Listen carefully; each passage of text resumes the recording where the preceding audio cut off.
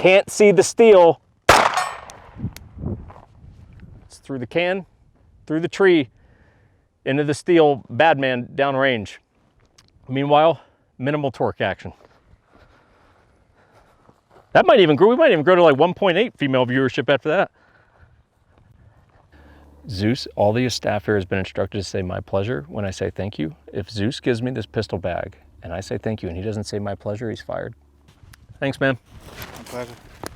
Kept your job today. Kept his job today. It's pretty funny. It's pretty funny. Because we were going to hose you if you didn't say it. It's going to be the best moment. All right, everyone, welcome back to the show.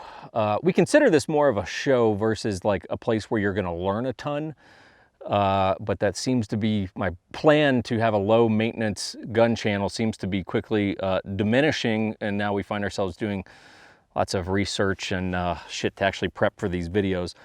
That said, today's video is on a Triarch 1911. So this would be a Triarch single stack. Most of the videos you would have seen on Triarch pistols are going to be on double stacks. This one's going to be on single stacks. You really don't see much about these. Honestly, I've never seen one in person. I'd never shot one prior to this pistol. And yeah, so we're going to talk about it.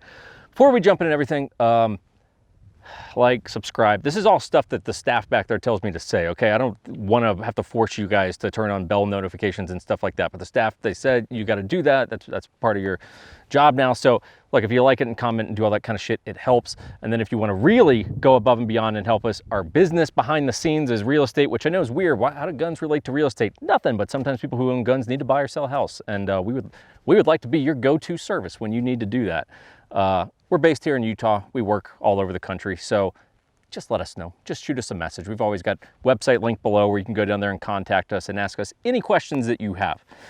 Now, before we really start jumping into specs and everything on this pistol, the pistol is not sent to me from Triarch. This was a local dude. I won't call him out in case he doesn't want his name out there, but local dude who was nice enough to send me a message and go, hey dude, I know I've done a Triarch 2011 review. How about a 1911 review? I've got one, and you know, if you'd like to do it, do it. And I was like, that'd be great, dude. So this gun is just on loan for him, from him. And I do have I would say a little bit of a relationship with Triarch. Here's the extent of it. So I'll just give you guys the full disclosure thing here. So the only Triarch thing that I own is my 2011.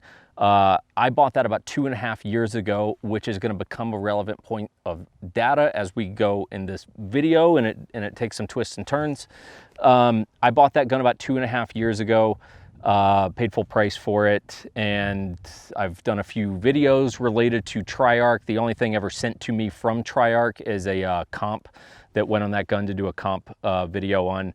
And that's it. So, you know, paid for my gun minus receiving a comp that, in all honesty, I'm really not a comp guy, so I don't use it a ton. That's the extent of the relationship there. A little bit of communication, but nothing major. So yeah, like I said, you don't see a ton on Triarch 1911s, more so ARs and 2011s. So let's break this thing down a bit. All right, so let's jump into this bad boy. So what you have here, I'm gonna be relatively quick on the specs of this gun because I feel like we have a lot of things we're going to need to talk about, and I'll tell you in advance, this has been a little bit of a challenging video to me because I have my Triarch. My Triarch has always been good, but you know, like, look, there's going to be some problems that we have to discuss right now, and I'm just going to tell you, it brings me no joy to do that, and it's for the sake of trying to be you know, upfront and candid with people. But before we jump into all that stuff, let's get into the gun just a little bit. So you've got a 5-inch government model 1911. So most of you who know Triarch's pistols are going to be familiar with the Tri-11s, which is their version of a 2011. 2011 is technically a trademarked term from SDI. So when you see companies like, why do you call it a Tri-11 instead of a Triarch 2011? Because they can't call it a Triarch 2011 is the answer. But this is a 1911, so it's single stack. You will notice, well, you won't notice from back there. It's 10 rounds. What does that tell you? It tells you that it's in 9mm.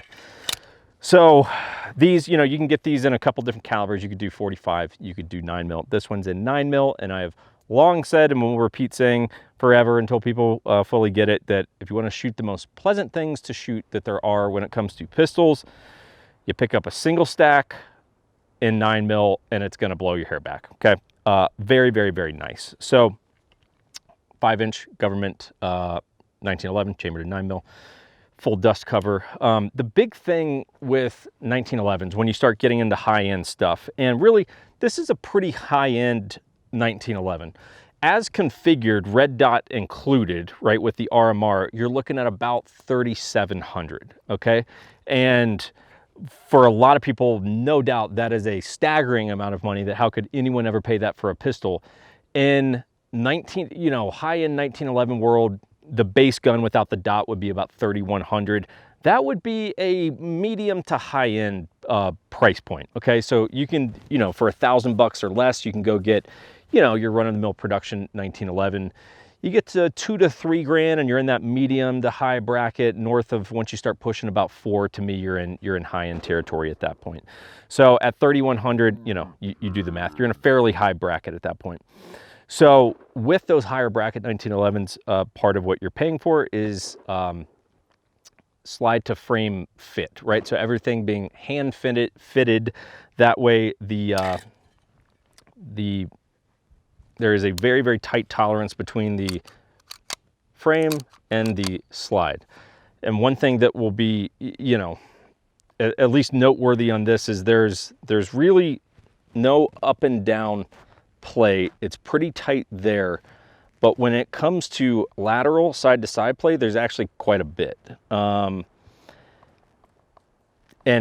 look, there's going to be some stuff in this video that we have to get into, and my disclaimer up front is going to be, I am not a gunsmith. I have consulted with gunsmiths related to the 1911 platform about some of these specific things because I wanted to get an expert's opinion. So the, that looser tolerance there, is it going to create malfunctions or problems? No, probably not. But what you're just going to get is a looser gun. So the, it's going to be a little bit more slop. So some of that super tight lockup and like laser beam accuracy is going to be diminished just a little bit. Beyond that, like I said, we're not going to go too heavy on specs on this gun, but you've got an Ambi Safety, which is standard with Triarch stuff. You've got your full dust cover, rear, front serrations, tri-top slide, which is basically, hey, you've got a line that goes this way, then it's flat up top, and then there's another 45-degree angle that way. So tri-top slide, basically that's what the top of the slide looks like on these.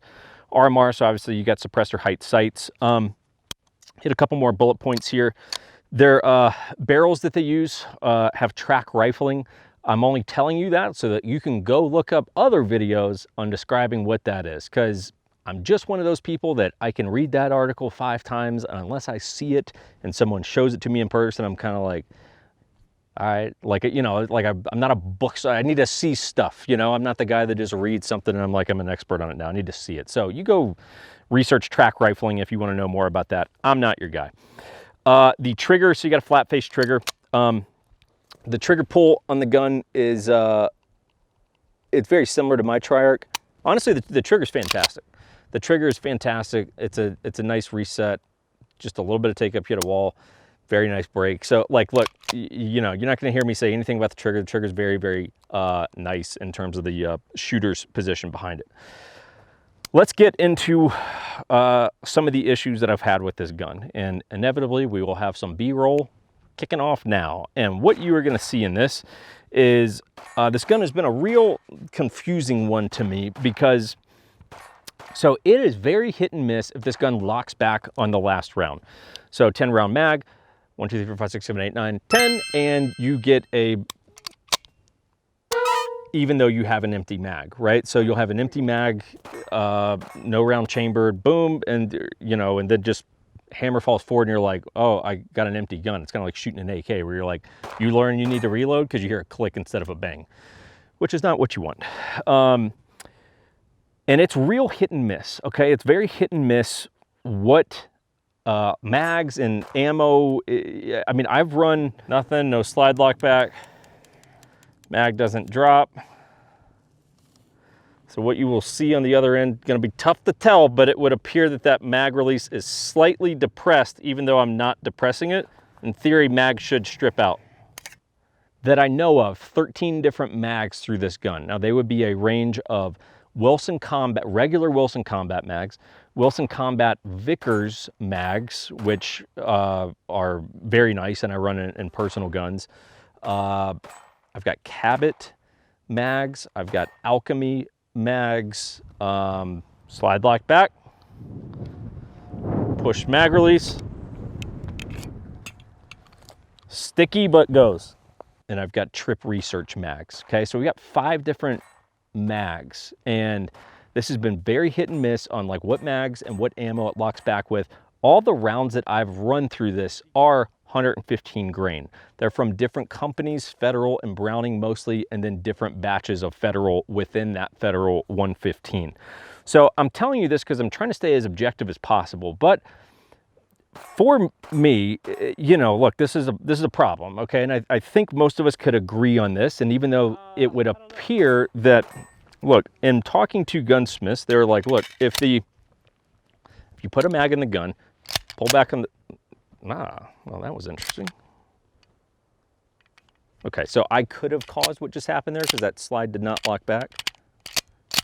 But hey, look, if the slide locks back on an empty mag, functionally things are operating fine. So at that point, we have to come back to ammo, mags, try to figure out what the issue is. And even in doing that today, I really can't figure it out because it's different mags on different ammo at different times, and it's very finicky whether or not this gun locks back. And the guns, the mags that were sent with the gun, all seem to lock back. I didn't put a ton of rounds through those because I was just trying to focus on my mags and not dirty up the owner's mags. But, you know, my point to this, I don't have much of a point because I can't fully diagnose the problem. The problem for me is, well, we have an issue here. And it's like, it's not like these are cheap mags. It's not like these particular Wilson mags that I'm running aren't old mags. They're like 6 months old. They're in that perfect sweet spot of life where they're not brand new and they're not super worn down either. Like they're, you know, like they should be locking back. So that for me is a problem. And then the other thing that seems to kind of systematically come at that same time is if I get a hammer drop when in reality I should have had a bang and I'm like, oh shit, I was empty, my slide didn't lock back. Frequently when I go to push that mag release, instead of that happening, the mag will just get hung up in the gun. And occasionally you'll push multiple times and give it a little inertia without stripping it, and the mag will kind of sort its, you know, way and fall. But most of the time when that happens, it appears that the mag release has gotten slightly depressed, but something is getting hung up and you have to forcefully strip the mags out. It's odd. I've never had that happen on a 1911. I can't, again, gunsmiths and smarter people than me have to diagnose what's going on there. But again, you know, we're not talking about cheap mags, and this is happening on a variety of mags, you know, so it's not just like, oh, I've got this one shitty mag. Like I can diagnose that problem. This is a little bit more intricate where I don't really know, like I can't pinpoint this. It's a very odd problem. So we have those two problems with the gun. Slide not locking back, mags not freely dropping. And we have, I'm not going to call it a problem, but I'm going to call it an observation that I want to show you guys related to the barrel. Okay, so again, I'm not going to call this a problem, but I'm going to call it, you know, it's interesting. Okay, so the bushing is incredibly loose in terms of the bushing to barrel fit. So if you just push down on your little guide rod there, you will notice that the bushing it's tough to do just because your finger winds up in the way. I can completely rotate that bushing around just by depressing on the fucking, you get where I'm going with it. My brain's freezing. You get what I mean. The bushing is very, very loose fit to the barrel. So again, I talked to a gunsmith about this, and no, I did not call Triarch about this because honestly, I wanted an objective opinion who wasn't involved in it. And that person's perspective was, hey, look, it's not the loose bushing thing is not a problem in terms of the gun functioning. Obviously the gun has, well, functioning, but with some issues related to slide and mags. It's more so, look, that loose bushing is not going to help the accuracy. It's not going to make it an inaccurate gun because I was shooting this very comfortably at 60 yards, which is about all the space that we had to work with today. But the loose bushing is going to bring us to our bigger point that I'm going to go ahead and bring up. Okay, so to get into this, I'm going to give you this disclaimer, which is, I want this channel to be a lot more enjoyable for the consumers of the information versus trying to please companies who may send me a product or whatever it is, and I'm like, they're sending me free shit, so I better like it.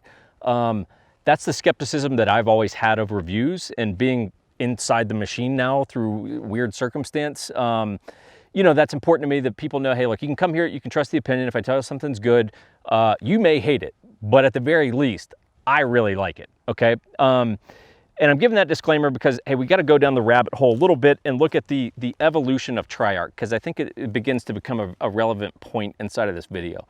So Triarch started, I don't know the actual year that they started, but it was in the neighborhood of 3 years ago that they popped onto the scene.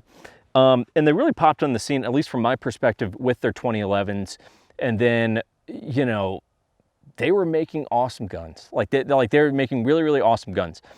And then they really started, you know, they were doing Glocks. You know, I've seen their Glocks, and their Glocks are fine, but, you know, you don't really associate Triarch with that.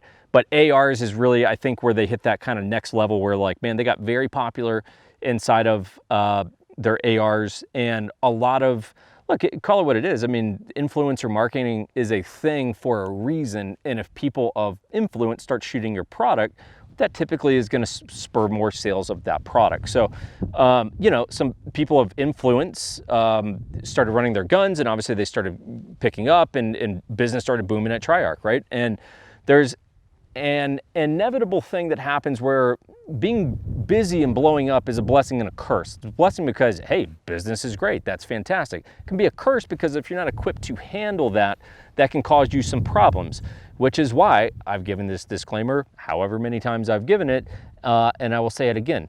Typically with companies that are a little bit more smaller and boutique, not boutique, but like kind of smaller production shops, there's a sweet spot of when you've got to get in. Because it seems to be the inevitable tale of, like, companies, they start blowing up and they get, whether it's ahead of themselves or ego or QC or whatever it is that happens, things happen that change, you know, and like customer service changes and the product changes. And then we could probably all list a dozen companies right now that that's happened to. Now, that said, the gun, in my opinion, look, has some problems, okay? I should be able to spend $3,700 on this gun and know that the new Wilson mags that I have that are like 60 bucks a pop, right? These aren't, I'm saying that to get you to understand, like, hey, these aren't cheap, like, low-level mags. No, these are like Gucci 1911 mags. They should run fine in this gun, right? Slide should lock back, like the ammo and the slide not locking back, that's a scenario where, look, it's federal range ammo, you know, like I'm not shooting reloads, like my slide should lock back on those rounds, you know, it should. And it also happened on Browning 115 rounds today. You know, again, it's not that I'm shooting high-end defense, you know, real hot loads, sorry, there's no way of getting around saying hot loads sometimes, which is, you know, it's uncomfortable for you, it's uncomfortable for me, just go with it, you know? But I wasn't shooting hot loads today is what I'm trying to get at. I was shooting just regular loads, just plinking rounds, if you will, but they, you know, they still should work. Mag's not dropping. Again, you know, the slide to frame fit being pretty loose, the barrel bushing being loose. It kind of brings me to what is one of a couple of my main points, which is, hey, look, I think you got to come to terms with Triarch is a production shop, okay? Like, you know, I don't really particularly enjoy making this video, but it's like, look, if you're gonna roll, look, I went hard on Triarch when they were making really awesome stuff. And as I do with other companies, I'll tell people, hey, I think you should buy it. Like, this is a really good time to buy it. And if I'm gonna give you that advice when they're hot, I think it's also my, frankly, like, kind of responsibility to come to you when I think things take a turn and just say, hey, they're not necessarily like out of the game and dead, but personally, I would probably push the pause button on buying things from them right now. And that's where I'm at with Triarch right now, which is, hey, look, some of this stuff for me is a little bit sloppy, okay? And if you look by comparison at something that, you know, if you look at like a Wilson Combat, this is a Protector. So this is a $4,000 gun versus a $3,100 gun. So yeah, it's 900 bucks more, but they're in the same, for me, that starts to be in the same price category at that point. And like, look, you got a tight lockup. There's a bull barrel there, so there's no bushing to manipulate. But no matter what mags, ammo, anything I put through this gun, I've never had a hiccup with this gun. And to be honest with you, I haven't cleaned it since I've gotten it. Thrown some more oil on it, right? Because sometimes you just got to throw some extra lube on to get the job done. But I haven't cleaned it, just more lube. And the guns run flawless, you know? And frankly, even though you go, yeah, well, this is $900 cheaper, I expect the same from this, okay? Like, I may seem chill and like I'm joking around sometimes, and I am, but I'm an obsessive details person, and I expect to get everything that I'm paying for. Now, no doubt some of these things can be fixed. How easy? Yeah, you could do a new bushing, slide to frame. I don't know that you're getting around that one. But look, Triarch is a production shop, okay? And like, look, basically none of this stuff is made in-house. This is all parts that is coming to them, and some of it already being pre-assembled, some of it being essentially drop-in components. And I think you gotta come to terms with that. And if you're comfortable dropping 3 Gs on a 1911 that to me is a little bit underwhelming, okay? That's up to you. I will tell you this, the trigger's good. It was accurate at distance, not that we were pushing super far distance. We're shooting a I think C-zone steel at like 60 yards. Yeah, you know, like a Glock 43 can do that. So this doing that is like, well, yeah, you know, so can a revolver if you're good with it. You know, little things like, I mean, the case that they send the gun with, I've always given them props because mine came with a Pelican back in the day. But like the mags that the gun came with from Trip Research. So, okay. Keep in mind that I just did that. This is the base plate. I'm pushing on nothing other than the base plate. That shouldn't happen. I mean, granted, it's not a Triarch mag, it's from Trip, but like, come on, dog, like, you can't do that, right? Like, the second one, like, come on, man. Like, you're going down, say you're carrying this gun for duty or whatever, and like, you go down, you go down, that's hanging off a little bit, and like, whatever, like, you hit the ground at that angle, you legitimately have a decent odds that that base plate is coming out, spring rounds are coming out, and you're like, well, that's a good time. I'm in the middle of a gunfight and my magazine just disassembled on itself. You know, like, this is not my attempt to go shit on Trip Research or Triarch. It's just like, one, do better on your mags. Come on, this is like, that shouldn't happen. That's ridiculous. You know, like the Wilson mag that was in the case by example, nothing, right? So it's like, do better on that for everyone involved. Props on the case. Case is cool. But look, I think, look, I'm just going to kind of get down to it here, but you know, there's two sides to every gun company with me. There's the product itself that you make, and then there's the customer service side of the company. To me, equal things are they're equally important, okay? Your thing has to work very well, but I don't care if I spent $500, but definitely if I spent multiple thousands of dollars, I expect your customer service to be fucking perfect. That's the honest truth. Because guess what? I don't fly first class because to me it's just I hate the concept of flying first class. I'm like, I'm gonna be on the plane anyway, just sit in the cheap seats. But if I paid to fly first class, God damn it, man, you better make me feel important. Like, because I paid for this experience and I paid for this premium product and experience, and I want to feel that. That's why I paid for it. If I pay multiple thousands of dollars, the customer service has got to be really good. And I'll tell you, like, even from personal experience, the customer service has simply dropped off. Like, it is very much dropped off.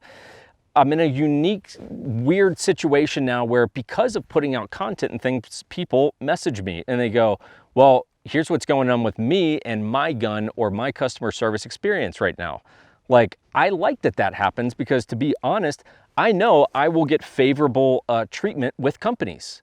And I don't even really blame them, to be honest. You know, if you said, hey, this food critic's coming into your restaurant, you're probably gonna make sure the steak's like really extra perfect tonight, right? So I know I'm gonna get favorable treatment, which is why I like when people reach out and they go, hey, that thing you reviewed, just so you know, here's what's going on with mine right now. And I'm like, cool, thanks for reaching out. I like to know that stuff. So look, I know from people reaching out, other people have had customer service issues, myself included. I will tell you the last two Triarch guns that I've personally handled, okay, aside from my own, would be this, which has some issues, in an AR that after I put 20 mags through it and I took off my C-clamp, support hand grip, I mean, my hand was I'm not kidding, completely black. I mean, covered in carbon. And I was like, that's definitely not supposed to happen. So like, and both of those are recent guns.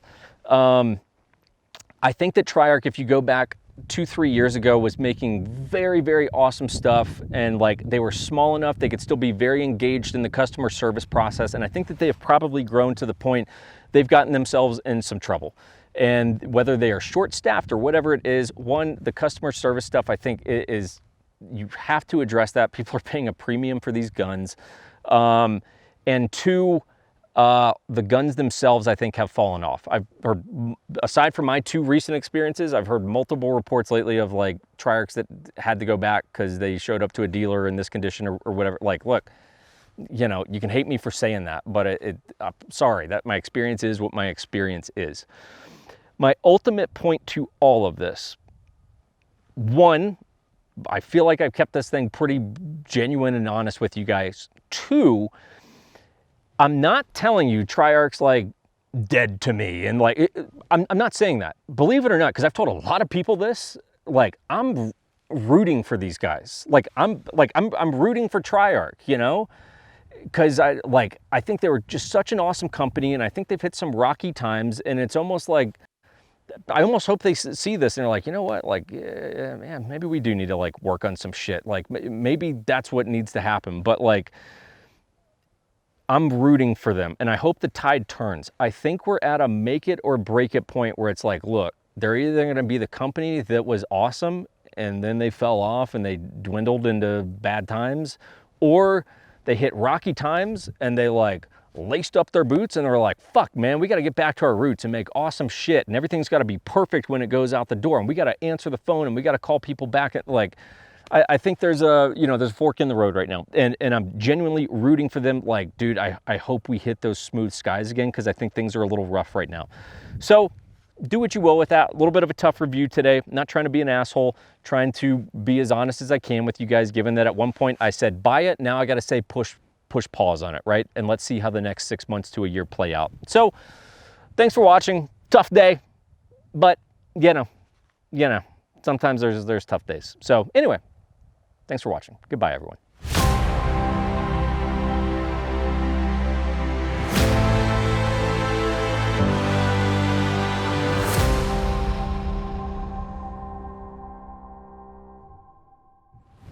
Okay, everyone. So here's the deal. We like to do in-person events for people who live in Utah. We've done like self-defense related things. We've done weapons, tactics related things.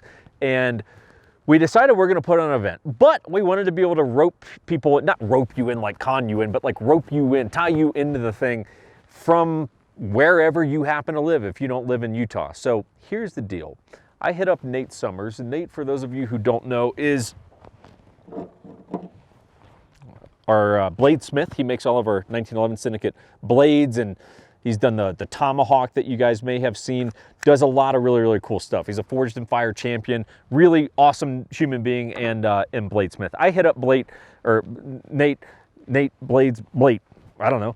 And I asked Nate, God damn, Blade, asked him, I was like, hey, have you seen the movie The Hunted? Probably the best movie. And they make knives out of just like raw materials and a campfire out in the woods. Could you do that, like if you had to? And he goes, well, you could. And I said, well, fuck it, let's teach people how to do that. So what we're going to be doing is teaching a primitive knife making class.